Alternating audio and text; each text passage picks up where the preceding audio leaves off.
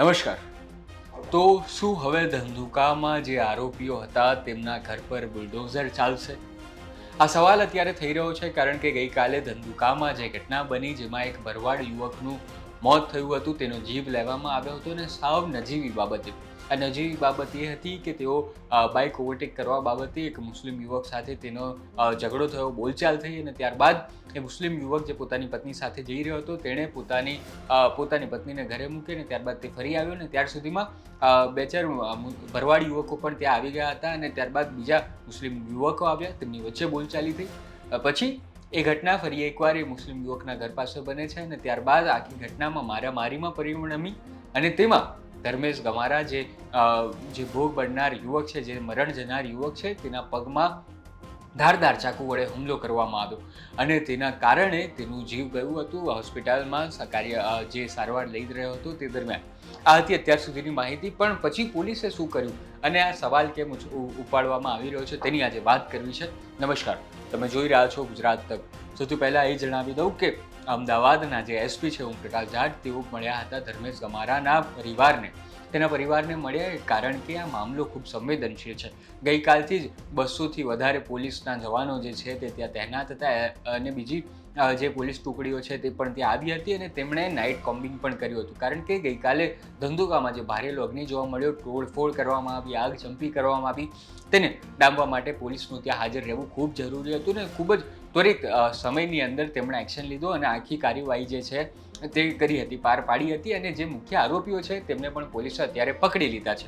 આ પકડવાની સાથે સાથે તેમને હવે રિમાન્ડ માંગવામાં આવશે અને સાથે સાથે જે પીડિત પરિવાર છે અને જે ભરવાડ સમાજના આગેવાનો છે તે તમામની સાથે પોલીસ અત્યારે જે છે તે વાતચીત કરી રહી છે અને તેમની જે માંગણીઓ છે તે પણ તે જાણી રહી છે પોલીસે કે પરિવારની અને સમાજની શું માંગણી છે.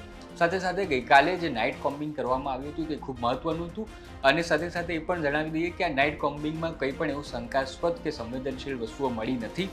સાથે સાથે જે આરોપીઓ છે તેમનો અત્યાર સુધીમાં કોઈ ભૂતકાળ ખરાબ હોય તેવી પણ માહિતી સામે આવી નથી.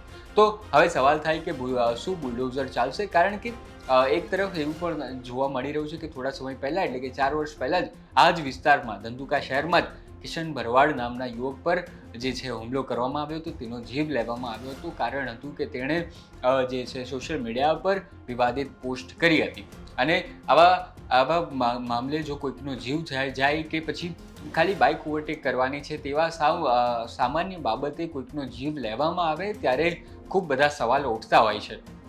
પણ આ ઘટનાને બાજુમાં મૂકતા હવે પોલીસ પોતાની કાર્યવાહી કરી રહી છે અને પોલીસના વડાએ એટલે કે એસપીએ શું કહ્યું, જિલ્લાના વડા જે છે એસપી, તેમણે શું કહ્યું બુલડોઝર ચલાવવા બાબતે તે પહેલાં સાંભળી લઈએ. हमारी नाइट की जो कॉम्बिंग थी, कल लगभग हम 200 लोगों का एक टीम थी जो सभी एक एक घर हम जाके चेक कर रहे थे और ये कॉम्बिंग की प्रक्रिया कंटिन्यूस चालू रहेगी जब तक कि हम सभी घर चेक नहीं कर लेते, जब तक कि सभी शंकास्पद लोगों को चेक नहीं कर लेते. और इसके साथ साथ ये सरकार का एक होल गवर्नमेंट अप्रोच के साथ इनका जो जहाँ जहाँ पे इलीगल दबाण है वो दबाण भी जो है हटाने की प्रक्रिया जो है हम चालू करने वाले हैं. दबाण हटाने की प्रक्रिया में जो प्रोसेस है वो प्रोसेस फॉलो करके जो नोटिस देने की जो प्रक्रिया वो प्रक्रिया करके इनका दबाण हटाने की कार्रवाई चालू की जाएगी. તો હવે તમને જવાબ મળી જ ગયો હશે કે શું બુલડોઝર ચાલશે કે કેમ. તેમણે એવું કહ્યું છે કે પોલીસ જે છે તે તંત્ર સાથે અત્યારે એક વાતચીત કરી રહી છે કે અને જે લોકો ઇલીગલ કામ કર્યું હશે, જે લોકો ઇલીગલ એન્ક્રોચમેન્ટ ધરાવે છે તે લોકો ઉપર થોડા સમયમાં કાર્યવાહી થઈ શકે છે. ટૂંકમાં આ જવાબ જે છે કે બુલડોઝર ચાલશે કે નહીં તે તંત્રની ઉપર હવે અત્યારે નિર્ભર છે અને તંત્ર કઈ રીતે આમાં કાર્યવાહી આગળ ધરે છે તે અમે તમને આગળના સમયમાં બતાવતા રહીશું. આ હતી અત્યાર સુધીની માહિતી અને ધંધુકામાં અત્યારનું જે માહોલ છે, જે રીતે એસપી તેના પરિવારને મળ્યા હતા અને તેમની શું માંગણી હતી તે તમામ અમે તમને વિગતો જણાવી હતી. આ વિડીયો તમને કેવો લાગ્યો તે તમે અમને જરૂર જણાવો. ધન્યવાદ.